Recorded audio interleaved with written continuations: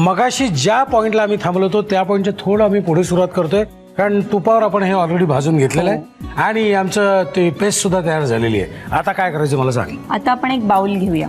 Okay, bowl. बाउलमध्ये शेंगदाण्याचं कूट. शेंगदाण्याचे कूट. हे शेंगदाण्याचं कूट जर आपण 1 वाटी घेतलं तर पाव वाटीच फक्त हे डाळ्यांचं कूट घ्यायचंय. बरं, मग आता आपण किती टाकायचं? हे 1 चमचा. 1 चमचा. ओके. ह्याच्यामध्ये चवीनुसार आपल्याला किती गोड हवंय त्याप्रमाणे पिठी साखर. पिठी 1 चमचा येईल का? 2 चमचा गोड नको का? ओके. आणि वेलची पावडर,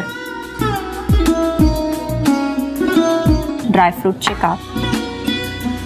इसमें काजू वाजू भी है ना? म्हणजे जरासं असं क्रंची खायला लागलं पाहिजे. आणि तूप टाकायचंय. मी हे मिक्स करते तिथपर्यंत.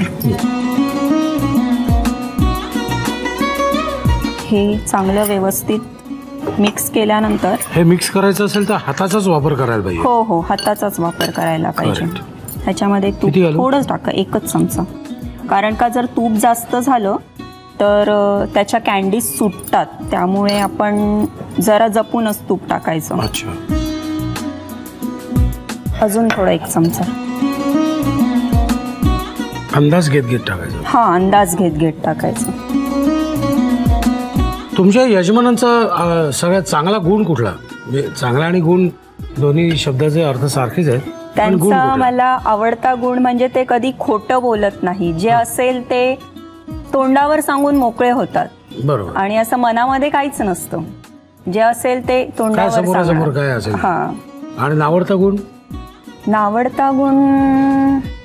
गुण हा सुद्धा जरा टीव्ही बघतात, ते मला नाही आवडत. कधी बघतात? पण संध्याकाळी आल्यानंतर 1 तास. मग तेव्हा माझं म्हणणं असतं की तो फॅमिली टाइम हवाय.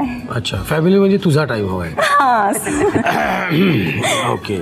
ओके, आपण आता ती कॅन्डी घेऊया. अच्छा, हे बोलता बोलता तू असं केलंस? मी आपल्या लक्षात नाही माझ्या. ओके. आणि एक प्लेट घेऊया. ही कॅन्डी आपण एक 15 ते 20 मिनिटं फ्रीजमध्ये ठेवून ह्याच्यावरती हे मेल्ट झालेलं चॉकलेट कंपाऊंड टाकायचं आणि मग नंतर परत 10 मिनिटं फ्रीजमध्ये ठेवायचं. ओके. पण ते कसं दिसलं आता? टेंटेटिव्ह मला दाखवू शकतेस तू? आपण फ्रीजमध्ये ठेवूच. ओके. पण हे फ्रीजमध्ये ठेवायच्या आधी आपण समजा टाकलं तर काय होऊ शकतो?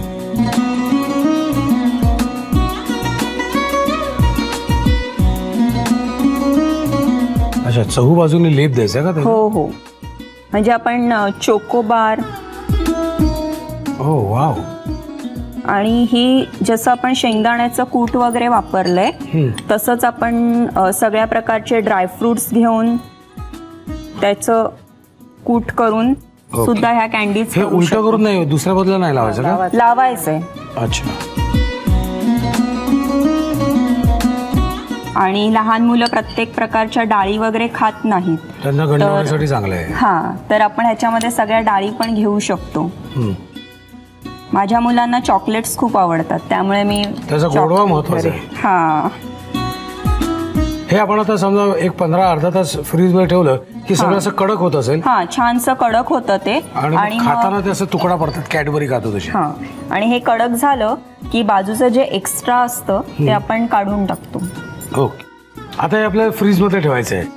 तुम्ही लिहून घ्या साहित्य आणि कृती. पीनट चोको कॅन्डी साठी लागणारं साहित्य: मिल्क कंपाऊंड, ड्रायफ्रूटचे काप, चॉकलेट कंपाऊंड, शेंगदाण्याचं कूट, डाळ्याचं कूट, पिठी साखर, तूप आणि वेलची पूड. कृती: फ्राय पॅन मध्ये 1 चमचा तूप गरम करून डाळ्याचं कूट नीट परतून घ्यावं. दुसऱ्या फ्राय पॅन मध्ये पाणी गरम करून घ्यावं. एका बाउल मध्ये मिल्क कंपाऊंड आणि चॉकलेट कंपाऊंड समप्रमाणात घेऊन ते मिसळून गरम पाण्यात वितळण्यासाठी ठेवावं. दुसऱ्या बाउल मध्ये 4 चमचे शेंगदाण्याचं कूट, 1 चमचा डाळ्याचं कूट, 2 चमचे पिठी साखर, अर्धा चमचा वेलची पूड, ड्रायफ्रूटचे काप आणि 2 चमचे तूप घालून सर्व मिश्रण नीट मळून घ्यावं. तयार मिश्रणाचा गोळा करून तो कॅन्डीला जोडून आवडीनुसार आकार द्यावा. पीनट कॅन्डीवर वितळलेलं चॉकलेट पसरवून थंड होण्यासाठी साधारण अर्धा तास फ्रीज मध्ये ठेवावं आणि थंड झाल्यावर सर्व्ह करावं.